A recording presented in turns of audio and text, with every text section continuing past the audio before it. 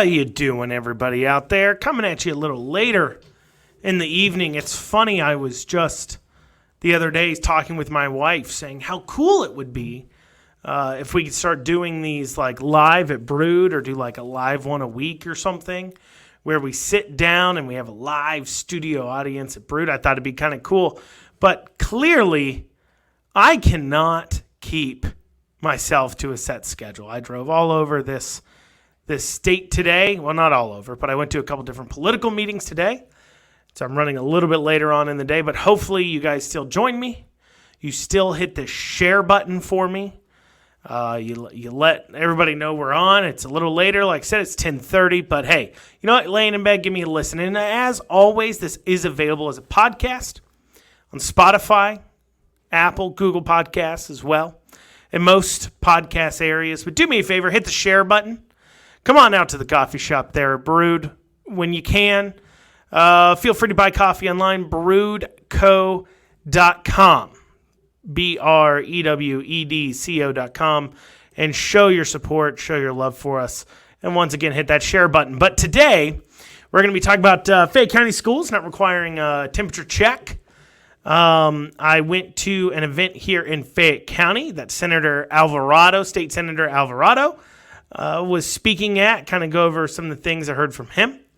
As well, I was up in Northern Kentucky at the Tea Party meeting up there today where Thomas Massie spoke, and he talked about a couple different things I'll go over.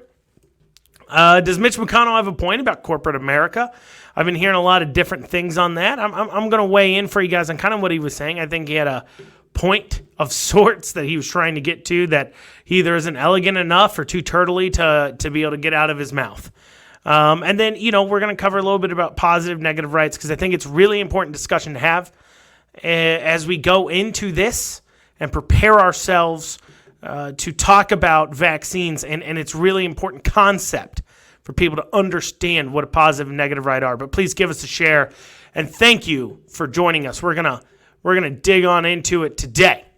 So, Fayette County schools not requiring a temperature check anymore. First, my son goes to Fayette County Public Schools. I should do a better job of paying attention because I didn't know they were checking his temperature to begin with when he walked in.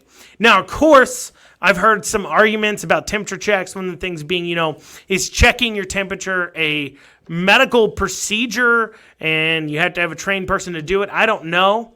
Though I do remember, and somebody can weigh in if they disagree with this statement, but I do remember at one point that it came out that temperature checks, because you wouldn't get a temperature till you were already past the point where you could spread or your highest spreading. Basically, I remember at one point the CDC saying that temperature checks were not a good indicator of whether or not you had COVID. I do remember that being the case. Because, of course, that's a fear thing too as well. But, it's asymptomatic. You could not have a fever. But we kept doing temperature checks. So, but on that subject, them not doing temperature checks, there's a lot of other weird anti-sciencey things we do. I'll give you an example, still dealing with Fayette County Public Schools. And I think this is a mix of fear theater. I think it's not great to be around our children because it does instill in them there's a huge fear they need to be afraid of. And remember, now the state counts probable COVID cases. So the state of Kentucky has us at 2 COVID deaths under 20. However, the CDC does not count probable cases, only confirmed. So the CDC has Kentucky at 0. COVID deaths currently, and the state has us at 2.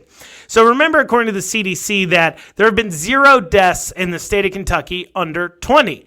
Quite frankly, COVID is not a large risk to young children or young adults. But yet, when I go to pick up my kid every day, there is a teacher standing out on a sidewalk, nowhere near anybody, wearing a mask as she waves them forwards.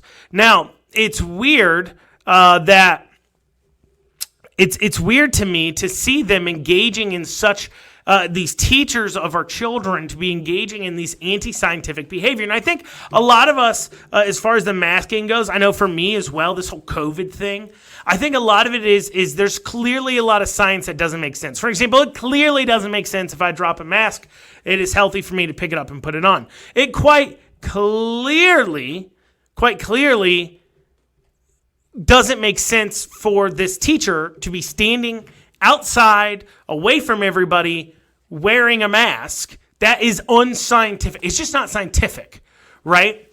And so, and I think part of it is if the CDC came out with common sense things, that they weren't doing these things like pushing. I remember once, I believe Jill and Joe Biden were walking their dog outside wearing a mask. Of course, we had Andy Bashir taking a picture wearing a mask while they're outside at caves, nobody around them. And I think it's just that lack of common sense surrounding it that sent up my antennae, my tyranny, I guess, antennae, my this is a weird situation antennae.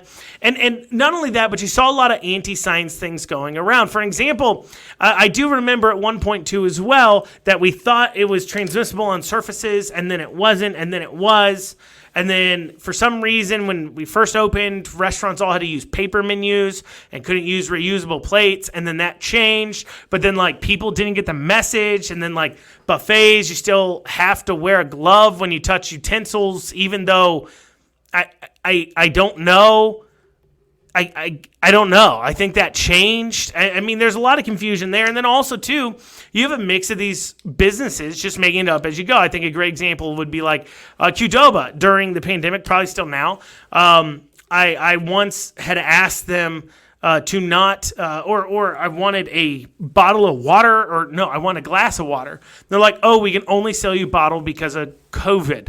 And granted, I think that was more so just something they were saying because they wanted to sell me a bottled water, probably. That was a company policy. They're like, haha, no more free water, right? And I think a lot of companies just use COVID as an excuse to do the things they never wanted to do in the first place.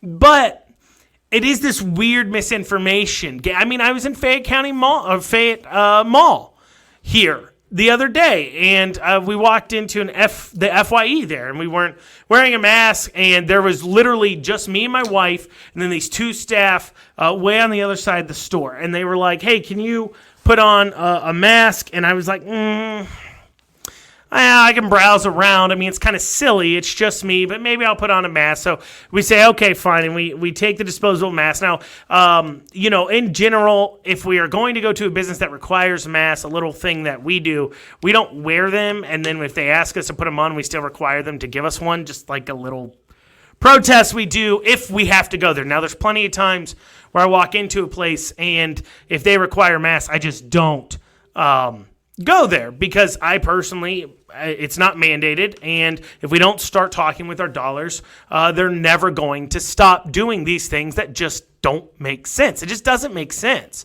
It doesn't. It doesn't make sense that me, my wife, and two others are in a store that is 6,000 square feet, and yet we have to wear a mask. But anyway, so they put on a mask, and I'm like, okay, and we're wearing them. And this, too, as well, having fought with the health departments, I know that all you're required to do as a employer or as a business is if somebody comes in not wearing a mask and you say, can you put on a mask? Oh, I see. Or no, you can say, I see you're not wearing a mask. I'm going to assume you have a medical condition. And even during the mask mandates, that satisfies the health department's requirements. And I'm saying this as somebody who's had not one, not two, but three mass citations dismissed on these grounds of saying, well, did you ask those people if they had a medical condition? And they were like, no. And then it got dismissed because, quite frankly, the health department can't ask you if you have a medical condition. And as long as we say they said they had a medical condition, or we told them and it's a medical condition, we don't get cited for it. So anything beyond that is just the company pushing its own thing. But I can't even blame the company because there's so much misinformation on what exactly these things are. But anyway, so this FYE employee is like, hey, put on a mask. And then he goes, yeah, sorry, the CDC is out doing checks on people. Guys, this was 6 o'clock in the afternoon on a Thursday. All right, first off, the CDC doesn't do checks on no one. Also, the CDC has never explicitly required you to wear masks. It has always been suggested. I know because of my HB1 guidelines that I have posted on my door, it follows the CDC guidelines, and it says masks are suggested but not required. That's in their official writings. Also, The CDC isn't coming out to Fayette County Mall and Fayette Mall on a Thursday at 6 o'clock doing inspections. And you know what? Honestly, neither is the health department. And at that point, when he just made up something or had, I don't know, there's a rumor going around the mall, I was just like, never mind, I can't do this. And we took off the mask and we left. We literally left laughing at them. It was the most ridiculous thing I've ever heard in the world. But these are the things that go around. And so I think it's good that Fayette County isn't requiring temperature checks. I don't think it was ever very effective stopping the matter. I believe it was something we were doing to remind people that there's a virus out there and you should be fearful. In fact, it was never once required by mandate here in the state of Kentucky to do temperature checks before they come into a building. That was always something the businesses were doing because they were trying to appear to be safe. It was always safety, fear theater, whatever you want to call it. So, I think that's a good thing. But moving on to my interactions with legislators today, one federal, one state.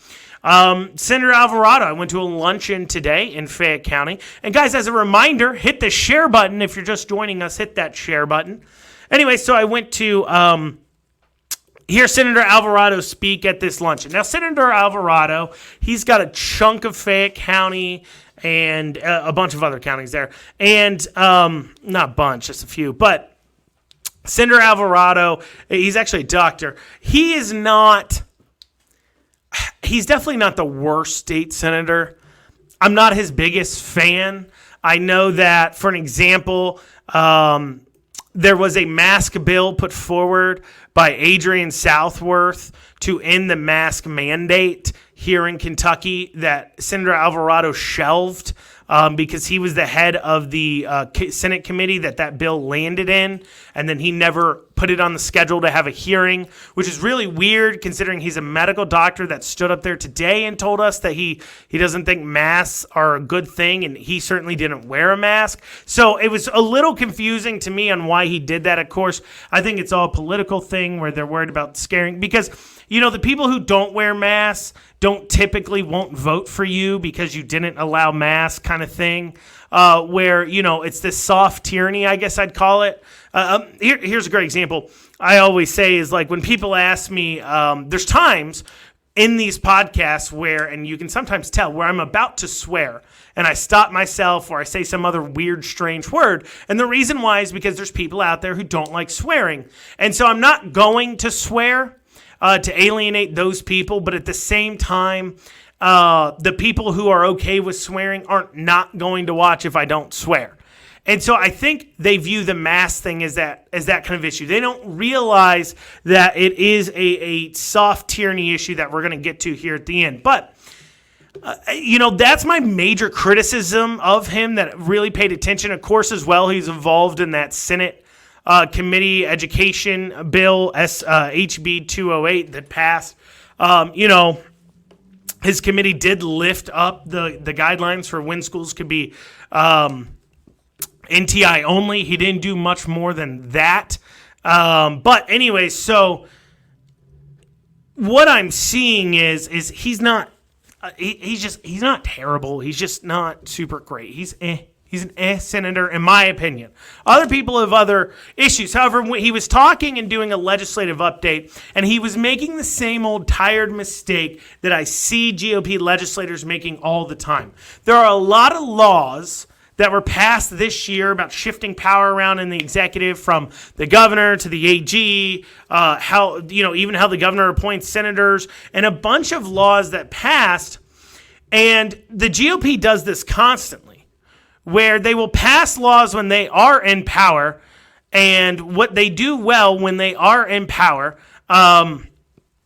is pass laws that are very tailored to who's in that office. So they're passing a lot of laws, handing powers off to the AG's office because they like Daniel Cameron. And they think, I would like Daniel Cameron to have had these powers because they like him and he agrees with their politics. Now, however, the issue is if we just rewind to the last AG, who was it? Governor Beshear was our last AG, AG Beshear. Now, ask yourself this question, Senator Alvarado, or other people out there hearing me right now. Do you want all these powers you just gave to AG Cameron for AG Beshear to have had? Of course not. Of course you don't want them to have the same powers. And so while you're sitting there, he was championing bills that shifted around power, but they shifted around specifically for who was in office at this time. At this time. And I have a big problem with that. I don't like legislating for the times. I like permanently removing the power so that way other people can't use it against you. If you don't like the way the governor is handling the pandemic, you take away that power. You don't hand it to somebody else because you think, well, that person would have responded differently while in office. And that is one issue I had with a lot of what he was covering. Is just, I don't believe we should be making bills to fit who's in office. GOP, when they get power and they say, we're going to stop the Democrats, they go in and they grab those reins and they redirect it how they think they want to when we should be destroying the reins. That's what you ran on most of the time anyways. Just follow through. I also was up in northern Kentucky today at a Tea Party meeting. It was a very large Tea Party meeting, seeing a big resurgence in the Tea Party movement. I want to try to lobby them to change the name to the Coffee Party because, well, I don't know. I just think that would be funny to call it the Coffee Party in the honor of Beans and Brood, spurring on a political movement in Kentucky. However, who knows? Who knows if I can get that done? Probably not, but, I won't be offended by it. So I was at this Tea Party meeting, and Thomas Massie's there, and he's speaking, and he spoke about a lot of good things. Now, do I agree with Massie 100% of the time? No, I do not. However, what I think sets Massie apart from a lot of other congressmen, and I've had conversations with Andy Barr as well, in the same way that I've heard Massie talk, I've heard Andy Barr talk. And one of the things that Massie does very well is he has a philosophy. And Massie has a philosophy, and if you asked him why he did what he did on a bill or on a vote, he will explain it. And regardless if you think he has remained constant or not, he will be able to explain what he did, and it will be consistent with his constant and stated philosophy. I'll give you a good example of this that occurred here in the state. Adrienne Southworth did a vote on historic horse racing, and she voted no against gambling. Now, she's a Liberty person. Generally, Liberty people vote yes on gambling, as it is not the government's job to regulate quote-unquote sin. And, I asked her about it. I said, Senator Southworth, why did you vote this way on that specific thing? And she gave me her reasoning. It was very clear. She said, I didn't like how the historic horse racing industry mixed with the horse racing happened. I didn't like the bill because it hands the powers off to a cronyism to a couple of companies while not allowing other people to get involved. So basically, you have to have a horse track to be able to build a historic racing space. And basically it was, if we're going to allow gambling, then we allow gambling. And if we don't, we don't. We shouldn't just allow it for certain people. And also the way they achieved it was a very backdoor kind of cruddy way of doing it. And I concur with that.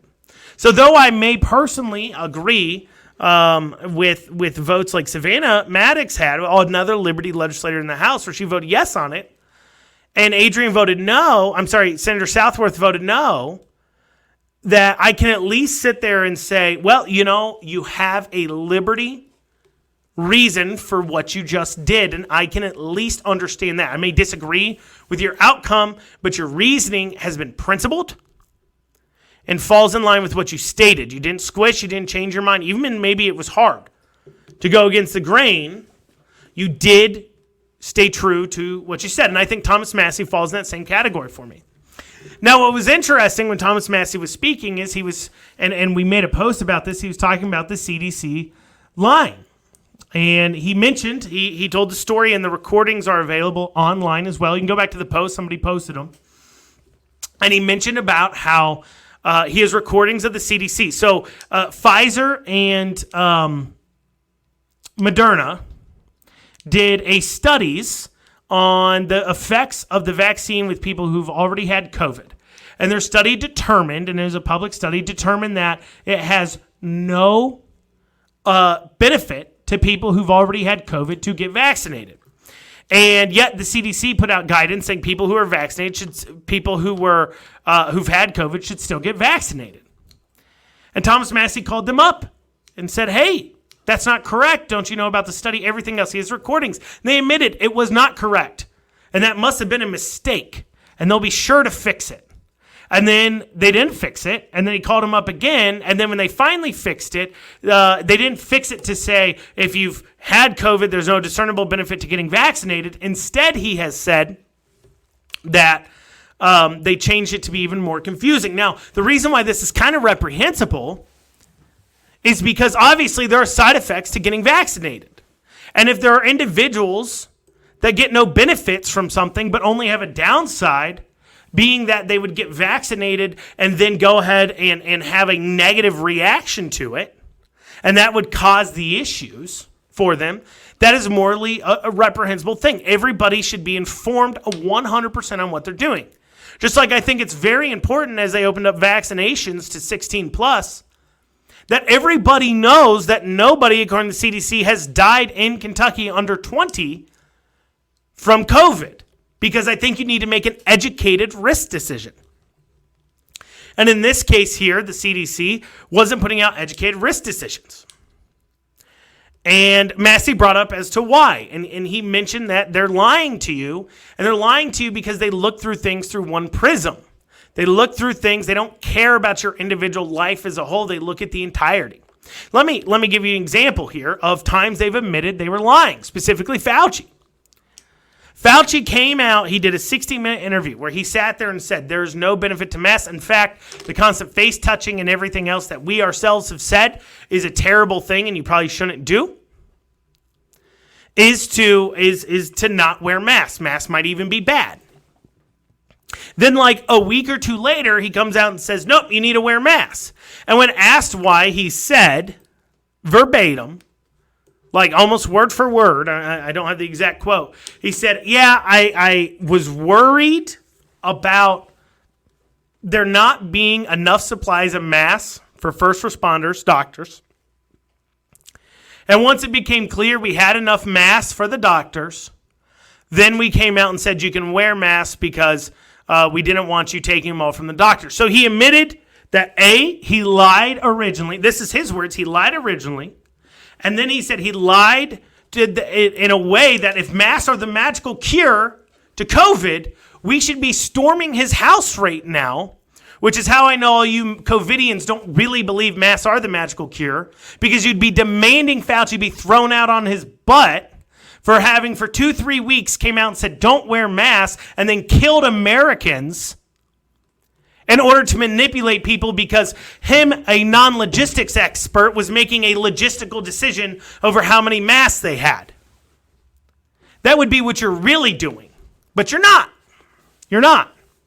So either A, you don't believe masks really exist, or B, you're okay with your health people lying to you. In fact, when you say trust the experts, are you saying I trust them even when they admittedly lied to me to get me to behave in a certain way? I think you do, COVIDians.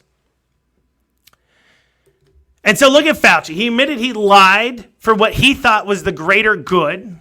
And keep in mind, Fauci is nothing more than a infectious disease specialist. He's not an economy specialist. He's not a mental health specialist. All he looks at is a disease. I remember back when I was fighting the lockdowns by staying open, and people asked me, they said, Andrew, shouldn't we listen to the experts? I say, well, not all the experts are in the room. For if you're closing down restaurants, shouldn't you have a restaurant owner in the room because they're an expert on restaurants? Because Andy wasn't talking to any restaurants. And there's a couple people that mocked me for it. Be like, why would a restaurant owner be an expert on infectious disease? They're not. However, you're asking them to close restaurants. So maybe you should bring in a restaurant owner who's an expert on restaurants to talk about that.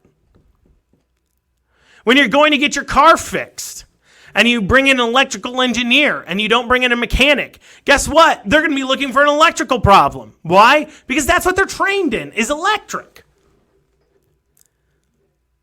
So we weren't even talking to all the experts, but so he comes out, he admits, hey, I lied to you. Yeah, my bad.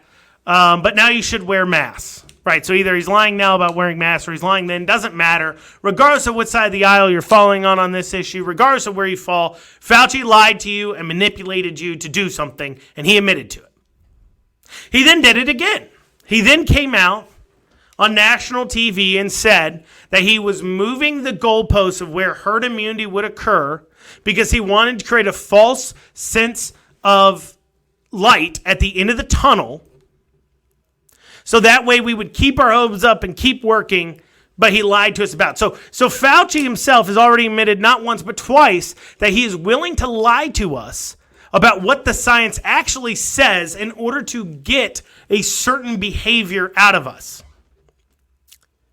So why would the CDC be lying about this? It's really simple, and this is what Massie mentioned, and I think he's got a lot of points here. The CDC's worried that people without having gotten a antibody test will believe that they've gotten COVID. And then they'll say, well, I've already had COVID. I don't need to get vaccinated. If they come out and say getting vaccinated if you've had COVID has no discernible benefit. So they are on purpose holding back information, giving you misleading information to control your behavior, because they're worried that you might make a decision for yourself about not getting vaccinated. That's definitely suspect, and I think that's definitely a problem. And I think that goes in even more so into we shouldn't be taking this whole vaccine passport and thing lightly when we know and have recordings of our experts admitting that they are lying to you in order to try to control your behavior. Now, McConnell. Let's talk about Mitch McConnell.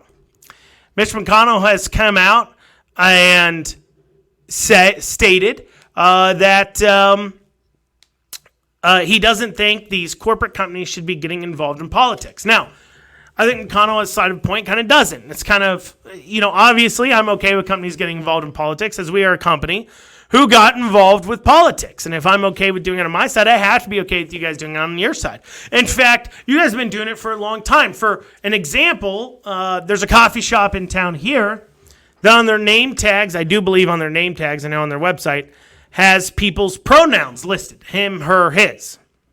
Now, of course, they don't see that as political.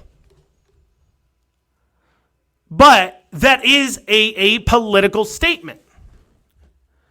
You are taking a political stand as a coffee shop. In fact, part of the reason we've been successful coming out is because conservative people know they have a coffee shop to go to, because the liberal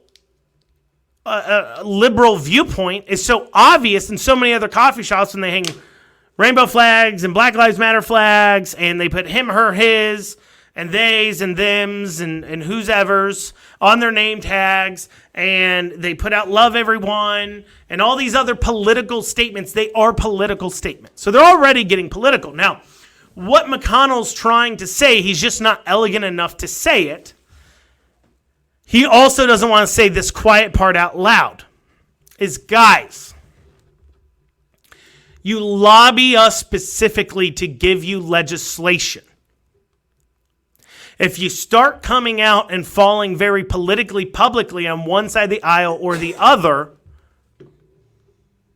it will become unpopular with our voters to give you those breaks. For an example, a Republican in Georgia can now run on a platform taking away tax breaks to the Atlanta Braves.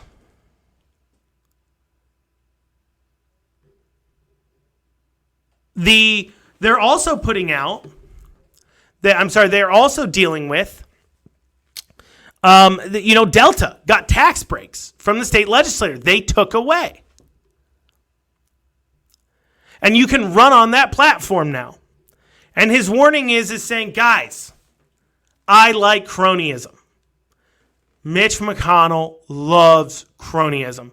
It has made him a very rich man. It has made him politically very powerful as he wields the ability of money.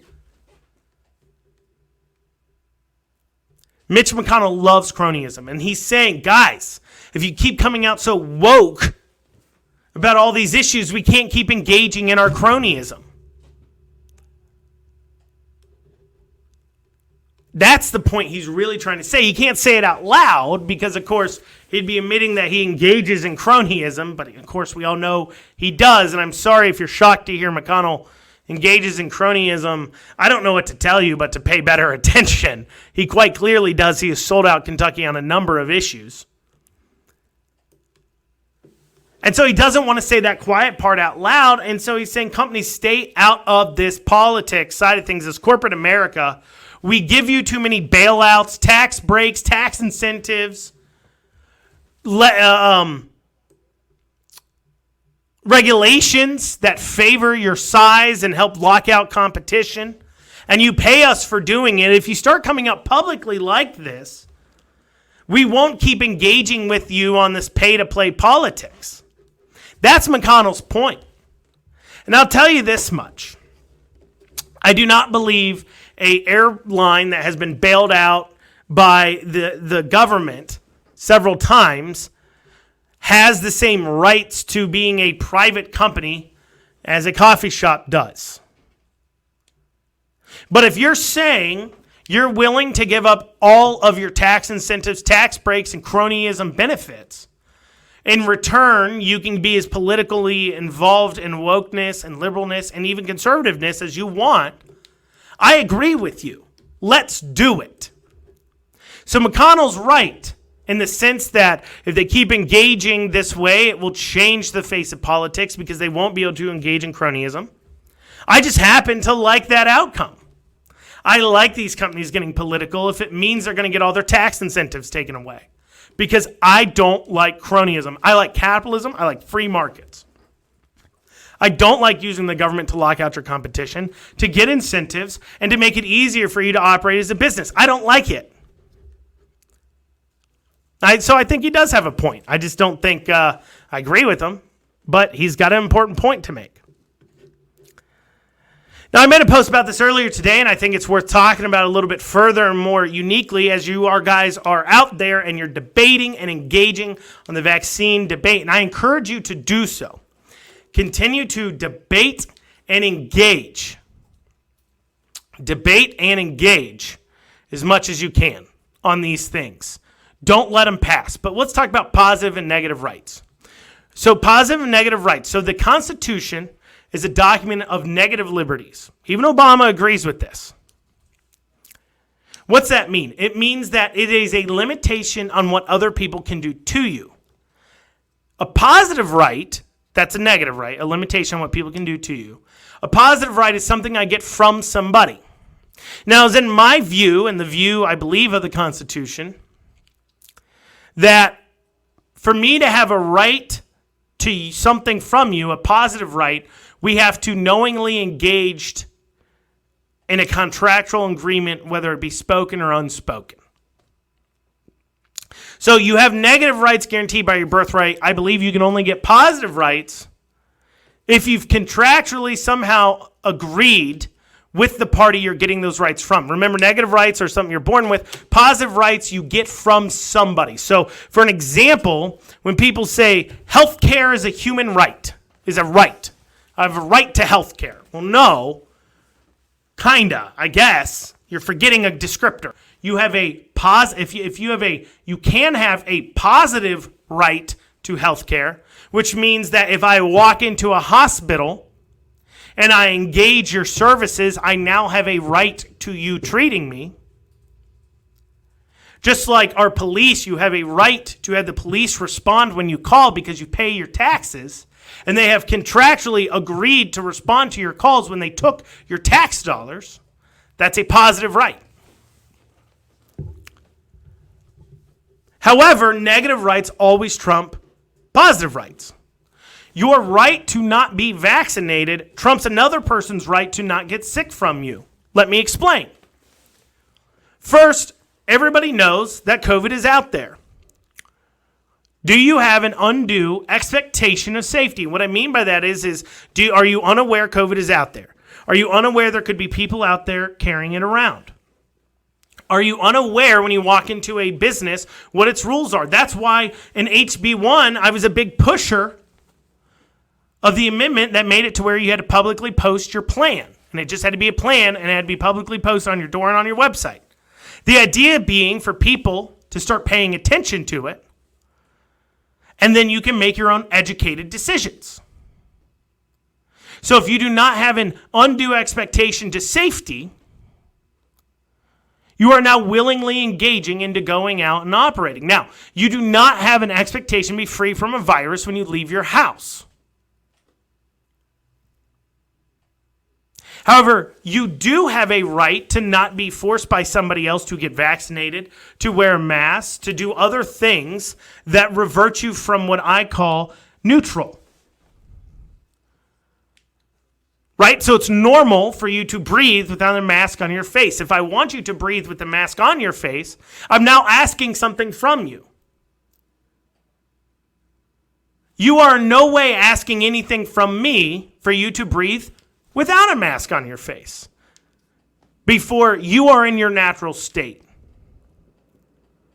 Now, when you hear people argue about this, they'll be like, well, shouldn't you have to get vaccinated so I don't get sick? First off, I don't think that's how the vaccine works. I thought the vaccine only protects you, but it helps us get to herd immunity or something, which is an esoteric idea in the first place. Like, because I'm not vaccinated, and if you are vaccinated, I don't give you the virus necessarily. Like, that's not how it works. But let's pretend it does even, okay? I have to get vaccinated so you don't get the virus. No, you want something from me. What you just stated there was a positive right. And my negative right of not having to inject a vaccine in me trumps your positive right because we have not entered into a contractual agreement and you do not have an undue expectation of safety from me. Now, a lot of times when you guys get into these debates, people will sit there and say, oh, what about when you go out driving and a person hits you? Isn't it their fault? Yes, it is. Because in that situation, one would say you've engaged in not even just engaged, you have entered into a contractual agreed upon circumstances that says you will drive on the right side of the road and you will follow all traffic laws and you won't drive drunk because you don't necessarily have a right to drive. So when you enter into the agreement, when you get your driver's license that says I will do X, Y, and Z, which is the traffic laws, that is the agreement you've entered to. And when I exit my house and get into my vehicle, I do have an expectation of safety saying you don't cross the lane and hit me. I do have an expectation of safety based upon the communal non-spoken / spoken through your driver's license agreement that says that you will not drive drunk and hit me. You will not knowingly exceed the speed limit in a way that endangers my life. And there's an argument on speed limits too, but the point is no, it is not because you've engaged in that. For an example, when we talk about my body, my rights, you'll see a lot of things come up too about the abortion debate. There is a unspoken agreement that is then wrote down through child care laws, child abuse laws, that says when a child is at least right now born,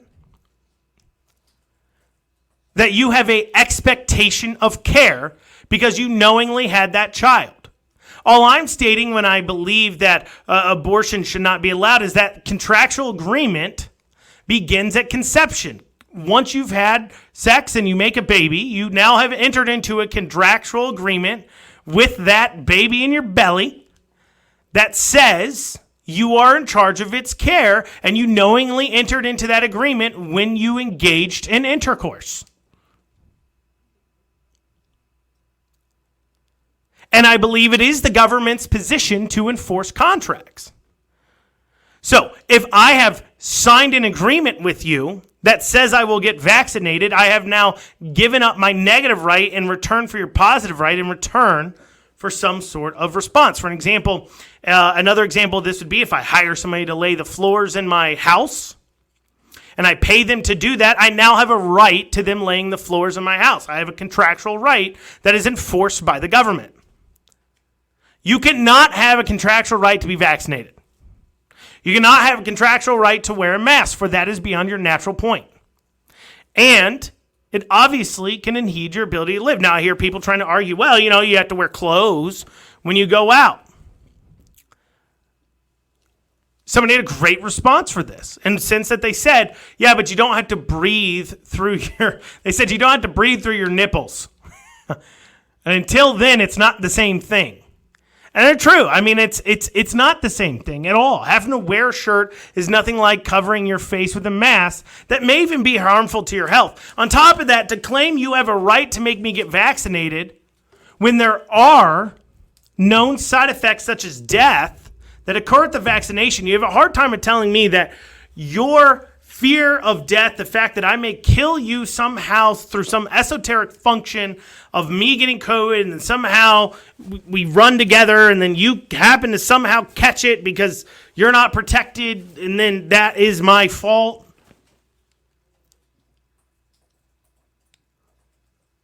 You do not have the right to make me get vaccinated because of that fear when the vaccine does have negative side effects.